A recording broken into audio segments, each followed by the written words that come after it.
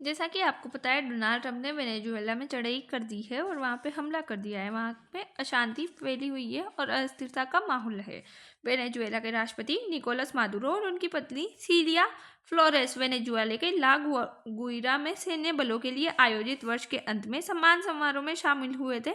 तो ये फोटो उसका दिखाई दे रहा है।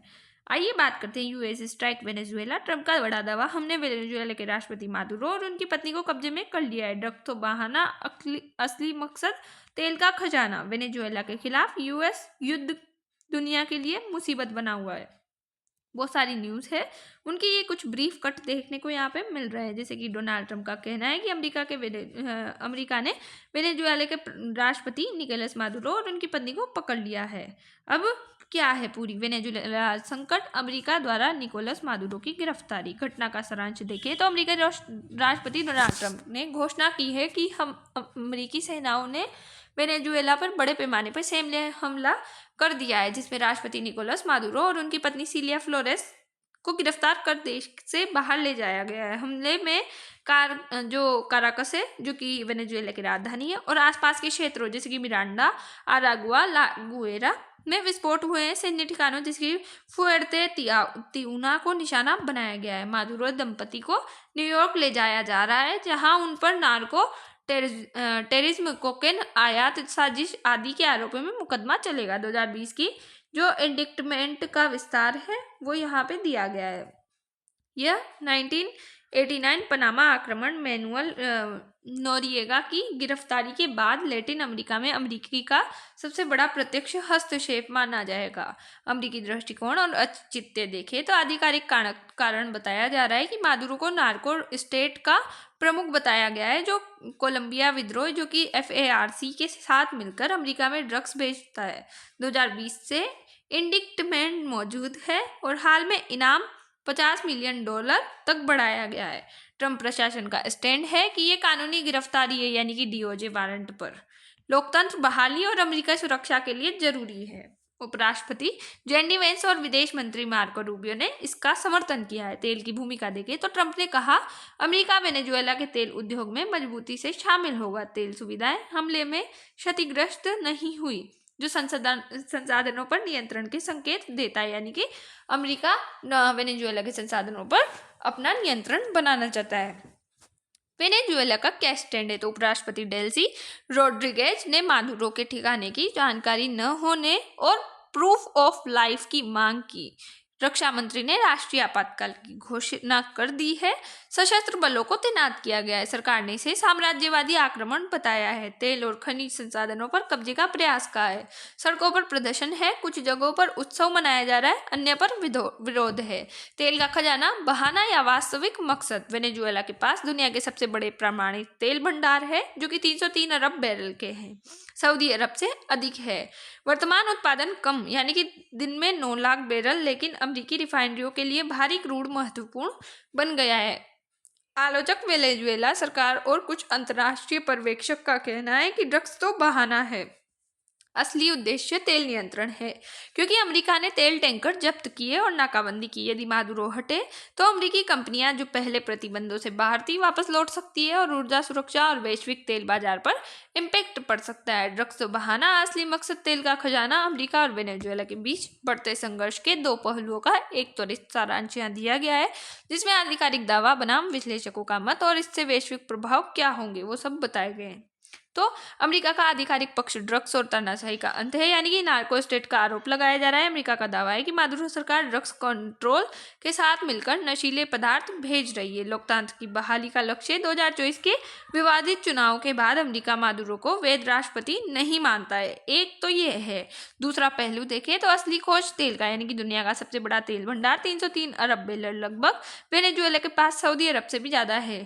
इतना तो तेल वेनेजुएला रखता है। अमेरिकी रिफाइनरियों की जरूरत है, यानी कि अमेरिकी रिफाइनरियों को वेनेजुएला से विशेष गाढ़े तेल, यानी कि हैवी क्रूड की आवश्यकता होती है। दुनिया के लिए क्या मुसीबत होगी? तो तेल की कीमतों में आग लग सकती है, यानी कि भारत जैसे तेल आयातक देशों में पेट्रोल डीजल की कीमतें आसमान छू सकती है। वैश्विक टकराव का खतरा है, यानी कि रूस और चीन के हस्तक्षेप से यह संघर्ष एक वैश्विक रूप ले सकता है।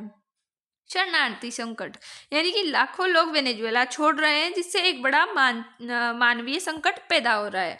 अंतर्राष्ट्रीय प्रतिक्रियाएं, यानी कि निंदा, रूस है वो आक्रामकता बताता है। कोलंबिया पेट्रो ने यूएन बैठक की मांग की है। फ्रांस अंतर्राष्ट्रीय कानून का उल्लंघन बता रहा है और ईरान ने भी इस पे निंदा की है। समर्थक तटस्थ, यानी कि अर्जेंटीना, जैसे कि जेवियर मिलेन ने सराहा है, इसे सराहना दी है और कुछ रिपब्लिक नेताओं ने भी इसे अच्छा बताया। यूएन और ओएस देखें इनकी क्या भूमिका है, तो वेनेजुएला ने यूनेसेक यानी कि आपात बैठक मांगी है, जो कि कानूनीता पर सवाल उठता है। संप्रभु राष्ट्रपति की गिरफ्तारी बिना कांग्रेस अनुमोदन के। यूरोपीय देश निगरानी कर रहे हैं। मानवाधिकार संगठनों से अपील की जा रही है। अंतर्राष्ट्रीय कानून देखें तो अमेरिका ने दूसरे देश के राष्ट्रपति को जबरन पकड़ा, जो देश की संप्रभुता स्वतंत्रता का उल्लंघन है, पनामा के पुराने मामले जैसा। लेकिन यूएन नियम अनुच्छेद 2 क्लॉज 4 के खिलाफ बल प्रयोग संभव गलत है। अमरीकी एक तरफावाद देखें तो ट्रंप की अमेरिका पहले की, यानी कि अमेरिका फर्स्ट पॉलिसी का हिस्सा वह है। लैटिन अमेरिका में पुरानी जो मोनरो सिद्धांत है, उसके तहत अमेरिका खुद फैसला लेकर हस्तक्षेप कर रहा है। भूराजनीतिक पहलू देखें तो रूस, चीन, ईरान जैसे देश अमेरिका के खिलाफ है, जबकि वेनेजुएला उनका साथी है।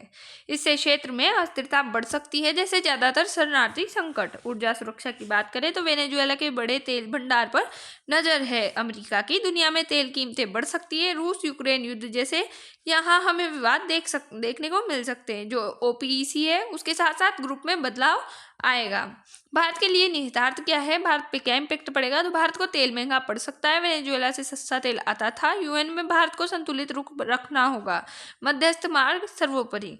बहुपक्षीय बातचीत और अमेरिका की एक तरफा कार्रवाई करनी होगी। लोकतंत्र और मानवाधिकार। मादुरो पर तानाशाही और 2024 चुनाव में धांधली के आरोप लगे हुए हैं, लेकिन अमेरिका का हस्तक्षेप भी नैतिक रूप से सवालों के घेरे में है। क्या बल से बदलाव सही है? आगे की संभावना यही है कि वेनेजुएला में पावर वैक्यूम, यानी कि उपराष्ट्रपति को सत्ता हस्तांतरण संवैधानिक, लेकिन अस्थिरता संभावित है। मुकदमा न्यूयॉर्क में जल्द सुनवाई होगी। यदि दोषी हुआ तो लंबी सजा इनको मिलने की आशंका है। वैश्विक प्रभाव। तेल की कीमतें बढ़ सकती है, क्षेत्रीय युद्ध का खतरा है और अंतर्राष्ट्रीय अदालतों में केस लगाए जाएंगे। कंक्लूजन। ट्रंप ने वेनेजुएला पर हमला कर मादुरो दंपति को पकड़ लिया। ड्रग्स के नाम पर मुकदमा चलेगा।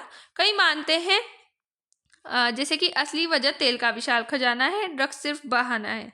दुनिया में तेल महंगा होगा, रूस चीन नाराज होंगे और क्षेत्र में अराजकता बढ़ेगी। कानून टूटा, संसाधनों की जंग लोकतंत्र के नाम पर बड़ा भू राजनीतिक झटका दे सकती है। अब हम कुछ एमसीक्यूज कर लेते हैं, जैसे कि जनवरी 2026 में अमेरिका द्वारा वेनेजुएला के राष्ट्रपति निकोलस मादुरो और उनकी पत्नी की गिरफ्तारी का अमेरिका द्वारा दिया गया मुख्य औचित्य क्या था।